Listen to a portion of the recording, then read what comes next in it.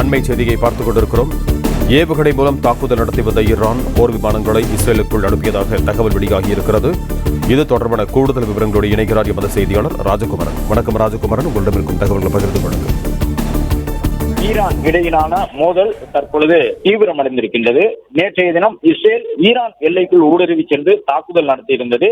ஈரானுக்குள் இருக்கக்கூடிய அணு ஆயுத கட்டமைப்புகளை குறிவைத்து நடத்தப்பட்ட தாக்குதலில் பல்வேறு ராணுவ தளபதிகளை ஈரான் இழந்திருந்தது. அது மட்டுமல்லாமல் இஸ்ரேலினுடைய தொடர் தாக்குதல் தீவிரமடைந்து வரக்கூடிய சூழ்நிலையில் ஈரான் நாட்டில் இருக்கக்கூடிய முக்கிய ராணுவ தளபதிகள் எல்லாம் பதுங்கு குழிகளுக்குள் பதுங்கியிருக்கின்றார்கள். இந்த நிலையில்தான் பதிலடி தாக்குதலை ஈரானும் கையில் எடுத்திருக்கின்றது. அதன்படி இஸ்ரேலினுடைய முக்கிய நகரங்களுக்கு உள்ளாக ஊடுருவி சென்று தாக்குதல் நடத்த தொடங்கி இருக்கின்றது ஈரான் என்ற தகவல் வெளியாகி இருக்கின்றது. இஸ்ரேலை பொறுத்தவரை சக்தி வாய்ந்த வான் பாதுகாப்பு கட்டமைப்புகளை கொண்டிருக்கக்கூடிய ஒரு நாடு. ஏற்கனவே அந்த காசா முனையில் இருந்து அவர்களுக்கு வரக்கூடிய தாக்குதல், லெபனான், சூடான் உள்ளிட்ட நாடுகளில் இருந்து பல்வேறு யுத்த குழுக்கள் இஸ்ரேலை நோக்கி தாக்குதல் நடத்துவதால் உலகத்திலேயே சக்தி வாய்ந்த வான் பாதுகாப்பு கட்டமைப்புகளை வைத்திருக்கக்கூடிய இஸ்ரேல் நாட்டுக்குள்ளேயே ஊடுருவி சென்று தாக்குதல் நடத்த தொடங்கி இருக்கின்றது ஈரான் என்ற தகவல் வெளியிடப்பட்டிருக்கின்றது.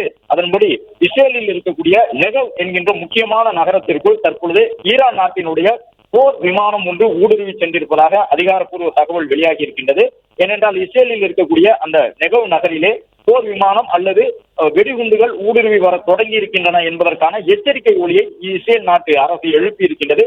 எனவே நெகவ் நகருக்குள் அந்த போர் விமானம் ஊடுருவி சென்றிருக்கக்கூடிய சூழ்நிலையில் நெகவ் நகர மக்கள் அனைவரும் பாதுகாப்பான இடங்களுக்கு செல்ல வேண்டும் என்றும் வீடுகளை ஒட்டி இருக்கக்கூடிய பதுங்கு குழிகளுக்குள் தஞ்சமடைய வேண்டும் எனவும் இஸ்ரேல் நாட்டினுடைய அரசு தற்பொழுது உத்தரவிட்டிருக்கின்றது.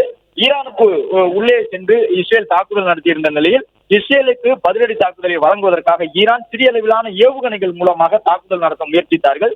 அந்த ஏவுகணைகள் முழுவதுமாக இஸ்ரேலுக்குள் சென்றடைய சூழ்நிலையில் தான் இப்பொழுது நேரடியாக போர் விமானத்தையே இஸ்ரேலுடைய வான் கட்டமைப்புகளை தகர்த்து எரிந்து உள்ளே சென்று ஊடுருவி தாக்குதல் நடத்துவதற்கான பணியை தொடங்கி இருக்கின்றது ஈரான் ராணுவம்.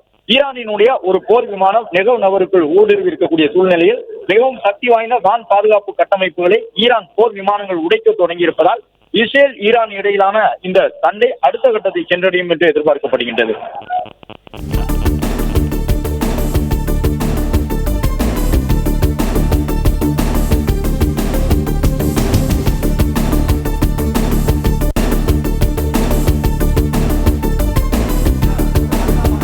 நன்றி ராஜகுமரன், உங்கள் தகவல்களுக்கு.